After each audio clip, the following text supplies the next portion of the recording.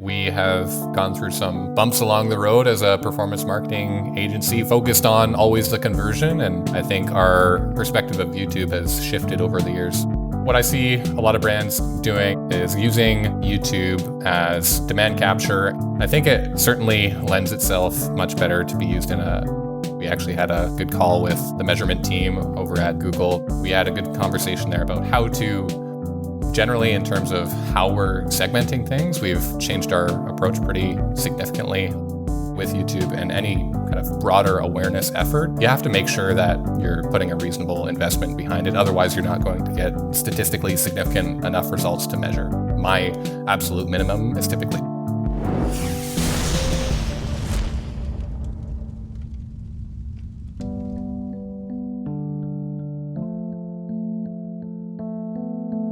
Ready to rapidly generate winning ad ideas in 2025? Motion, the creative analytics and research platform used by brands like Hexclad, Viore, True Classic, and Jones Road Beauty, just released their explosive new report on what really works with meta ad creative.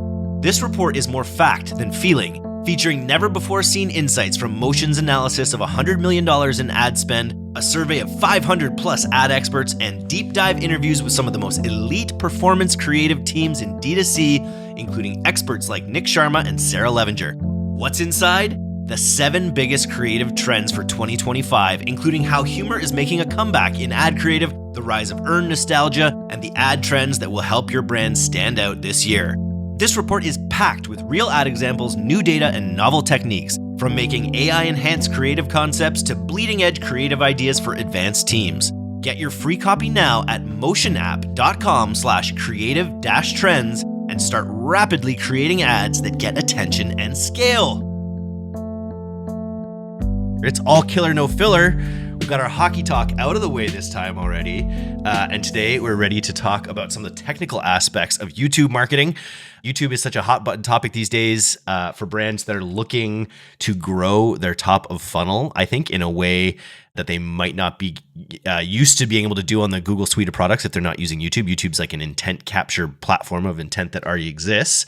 So today we're going to talk about how we think about kind of structuring our campaigns on YouTube. Welcome to All Killer No Filler, Dougie. Thanks for having me, Eric. Yeah, stoked to dig into it. I feel like we have maybe gone through some bumps along the road as a performance marketing agency focused on always the conversion. And I think our perspective of YouTube has shifted over the years. So excited to kind of share some of that new perspective. All right, dig into it. What is this new perspective?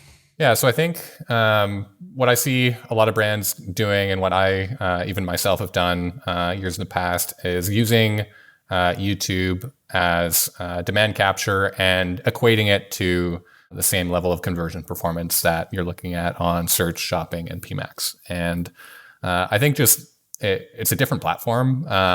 It's more akin to something like Meta, even TikTok, maybe even more closely related to prototypical TV advertising, right? I think it certainly lends itself much better to be used in a top of funnel sense than how we've used it in the past to strictly focus on the conversion. And I think the difficulty from that comes through, okay, if we're not focusing on the conversion, how are we measuring performance, both in terms of how do we optimize these campaigns if we're not optimizing towards conversion, and how are we on our back end measuring how impactful is our investment in YouTube overall? So I think those are the two questions that have been difficult to answer at times, but have a bit of a structural change and funnel change with how we approach YouTube to address that. And you're zooming out a little bit, it sounds like. You're doing both. You're zooming in on the different campaign types that you're aiming for, but you're zooming out on its impact a little bit, which aligns with some of the recent podcasts we've done where people are urging brands to think about marketing like an investment banker, where you're really looking at like the overall trends from your spend. Yeah, exactly. So definitely zooming out on a larger scale, like to assess the impact of YouTube and top of funnel awareness style campaigns wherever they may exist, whether that's YouTube or elsewhere, but certainly for YouTube. And then, yeah, I think generally I would say the biggest thing within that, and we actually had a good call with the measurement team over at Google. They're kind of piloting a new team structure strictly for measurement.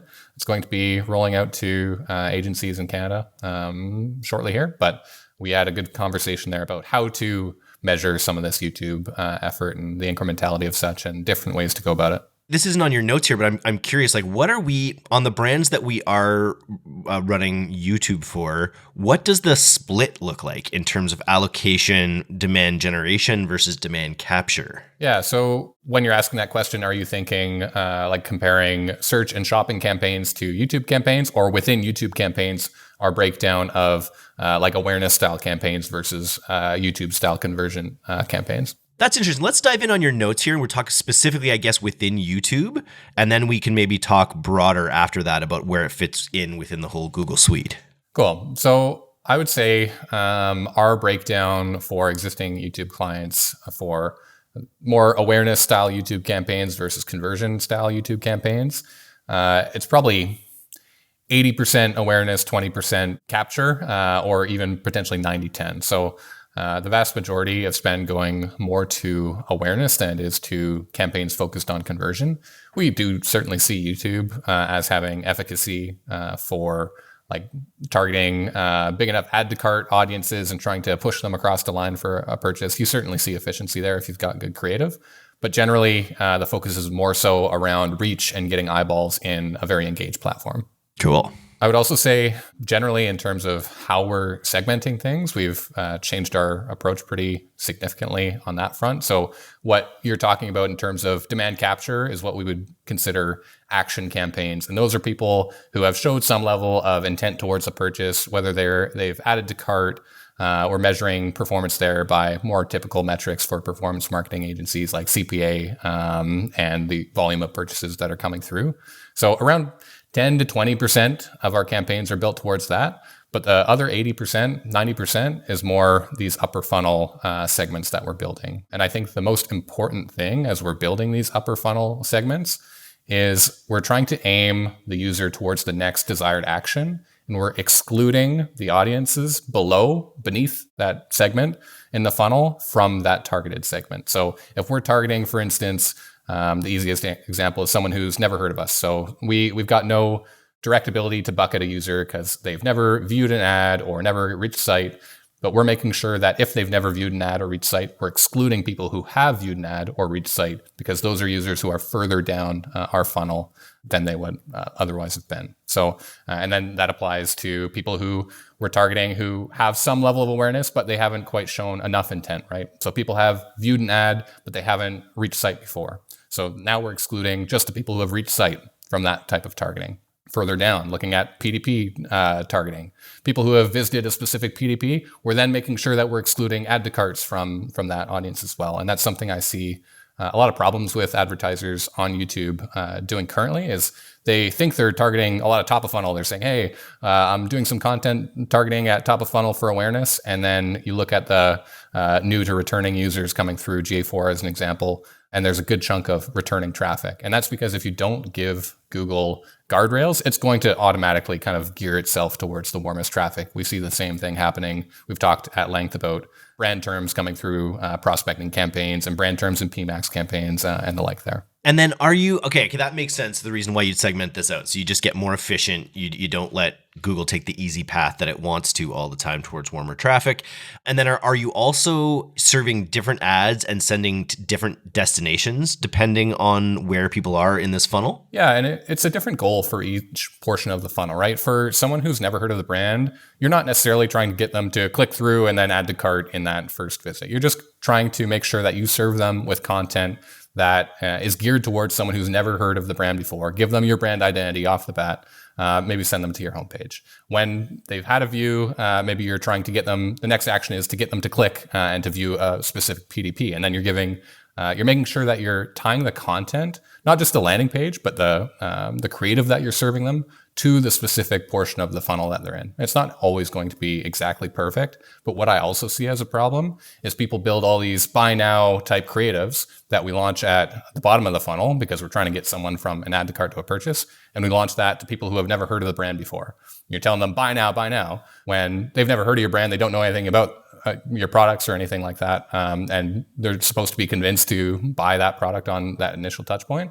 Unless you're very cheap or very compelling, it's going to give you a really hard time to do so, right? Okay, so you've got your different segments here, and you may have listed them off briefly. You've got your unaware people And in there, you're looking for unique views and unique costs per unique view. You've got your aware section. So those are people who've clicked through. So you've got unique clicks and you're looking at your cost per click. You've got people in the consideration. So they've been to your landing page, they've clicked on your ad, and you're looking for them to have unique product display page visits and your cost per PDP visit. And then you're looking for people who have taken action. So people who've added to cart, made a purchase, and you're looking for their CPA. So that's basically how you're breaking down these users. I'm wondering, when you're in the unaware segment, how broad are you going with your targeting? Are you doing campaigns that are fully wide open, or are you layering on some targeting to start in that unaware group? Great question.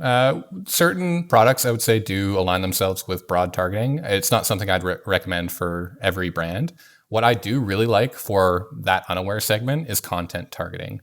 So instead of saying, okay, here's our demographic, here's our audience, where is our demographic when they're on YouTube? What channels are they looking at? What topics do they care about?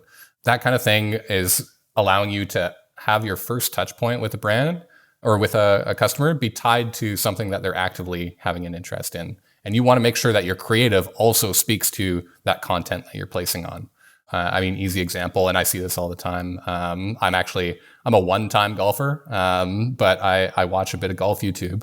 And obviously, the golf clients out there are targeting that as their first touch point because it's obviously relevant to their content. I think that there's also an opportunity to analyze, okay, as a consumer, is my product an entry-level product? Is my product more for the experts in the space? And trying to align your placement targeting and your topic targeting towards channels that are specific to that type of user. So maybe your people are just trying to learn how to, julienne a carrot. Maybe that's more entry level and you offer decent knives, but they're on the cheaper end. So that's the type of thing you would want to target compared to someone who's maybe very, very much deep into the culinary space and they're trying to learn very specific recipes from experts in the space, and you're selling a much more expensive knife, the $300 to $500 range, right? So I think pairing the content and understanding where you fit within the market for consumers that have an interest in your niche can also allow you to place on the most relevant content. Not just saying,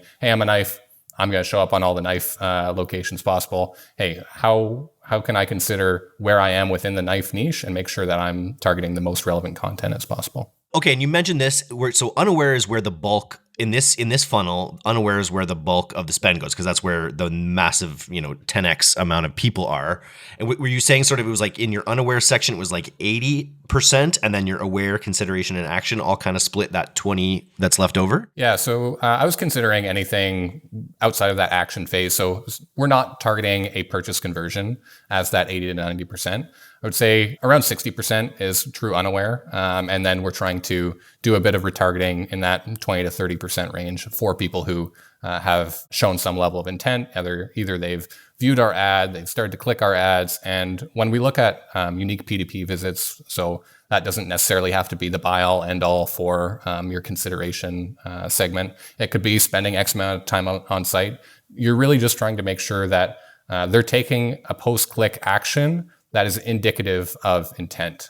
So they haven't just clicked on site, they've clicked on site and then done something that you care about.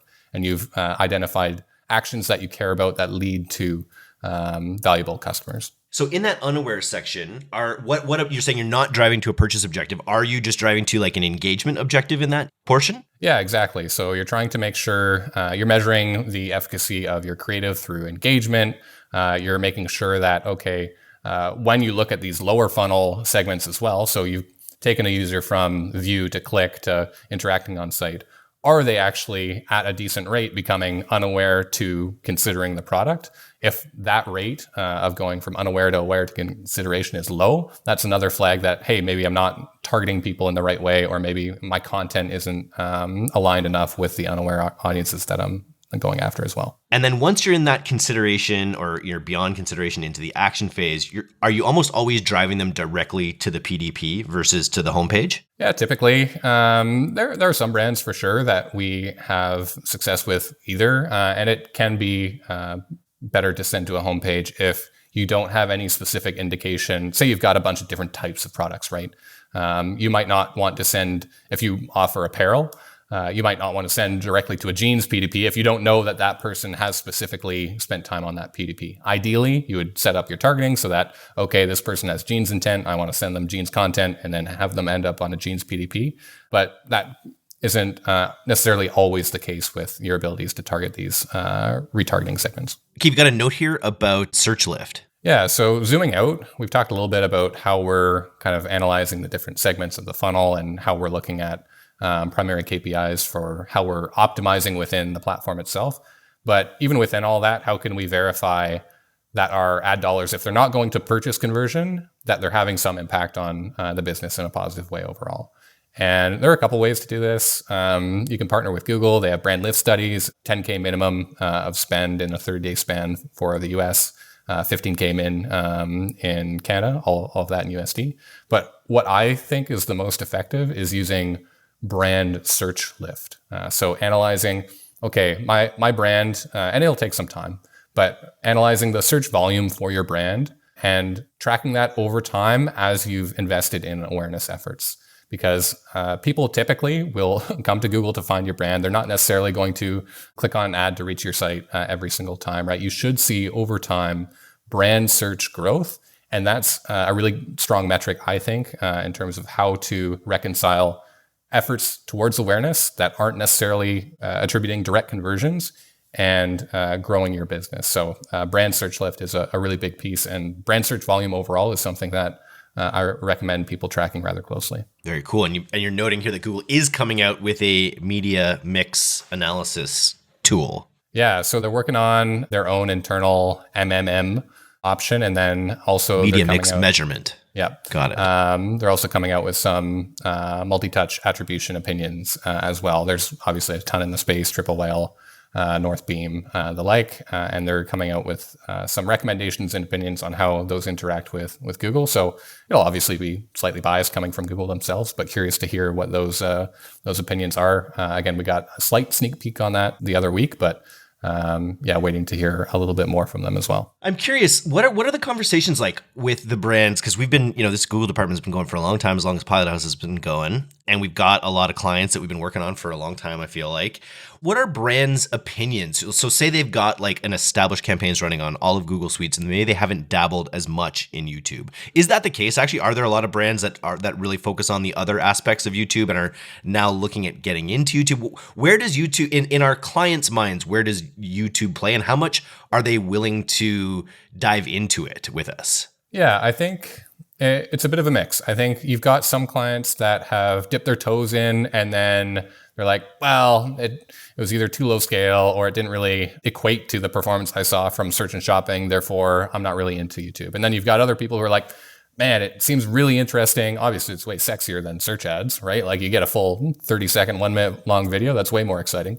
It's more creative based. So there's kind of those two buckets where people have dipped their toes in potentially ineffectively, given they haven't kind of looked at YouTube through this lens that we've been talking about it through. And then you've got the other people who find it quite exciting. But I would say with YouTube and any kind of broader awareness effort, you have to make sure that you're putting a reasonable investment behind it. Otherwise, you're not going to get statistically significant enough results to measure, right? If you spend $10 a day on YouTube, you could probably spend $10 a day on YouTube for a year and not really get any measurable impact on your brand searches, right? So that's the other tricky bit, is having the confidence to invest. My absolute minimum is typically 5 figures.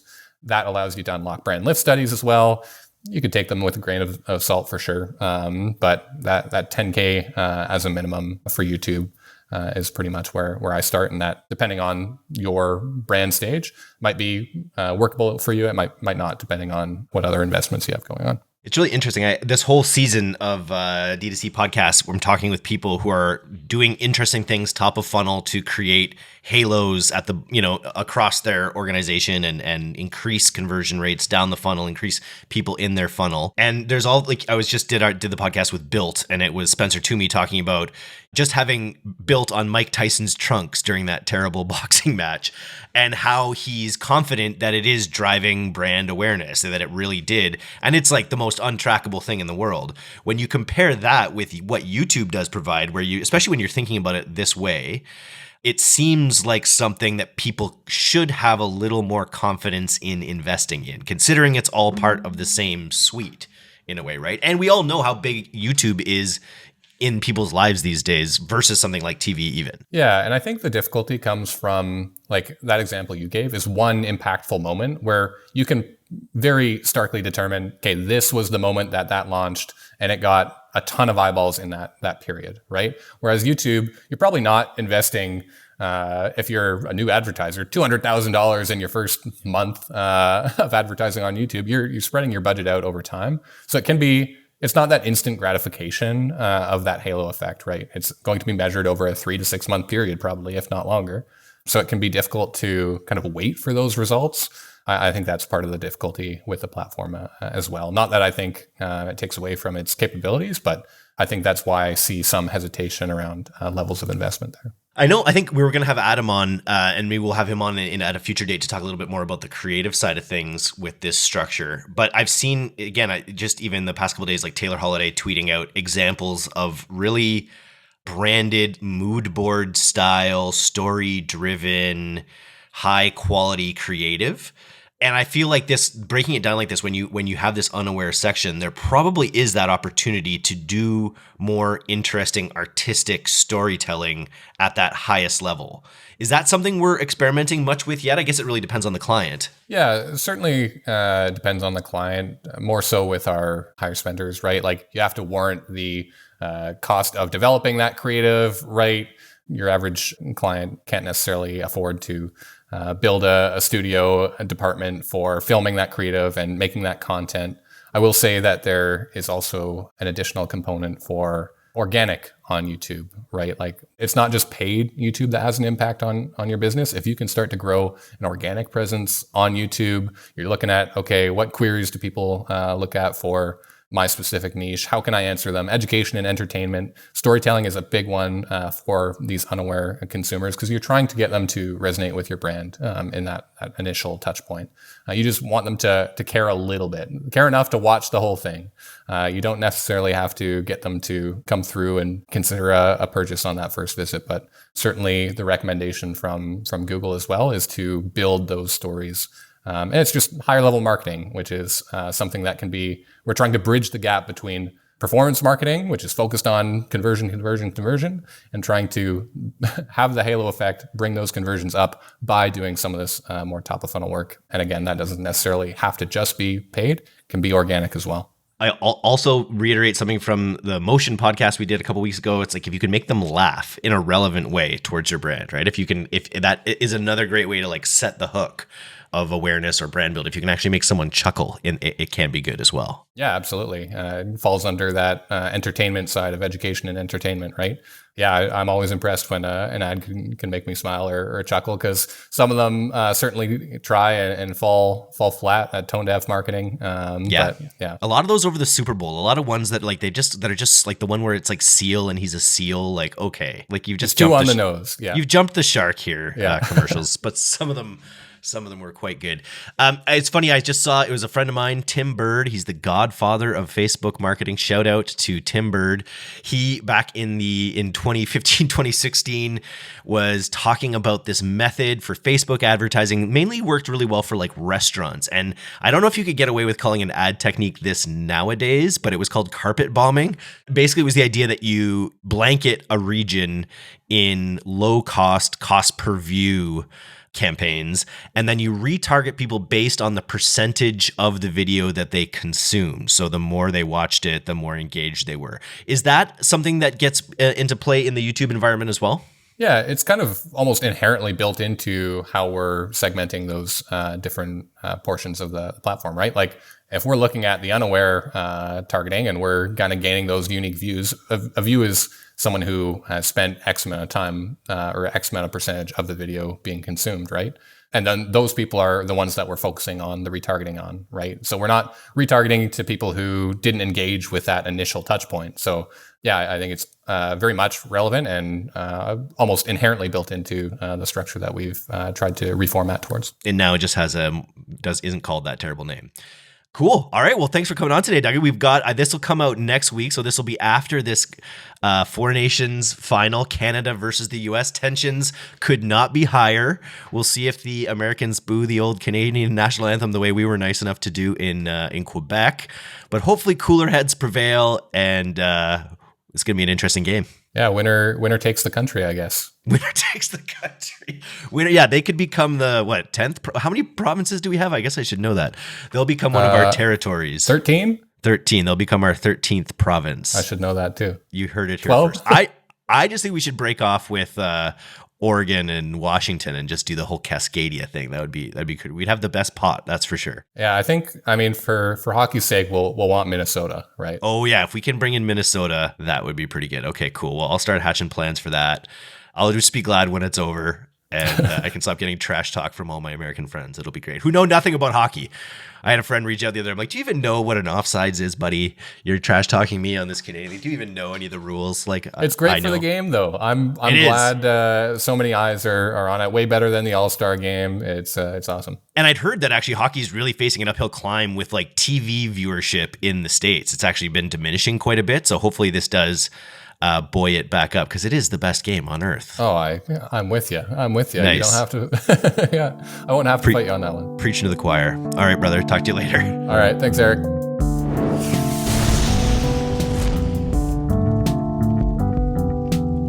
Thanks for listening to today's episode. If you're not getting the D2C newsletter, you can subscribe for free at directtoconsumer.co. And if you want to learn more about Pilothouse's all-killer, no-filler services, take off to pilothouse.co. I'm Eric Dick, and this has been the D2C Podcast. We'll see you next time.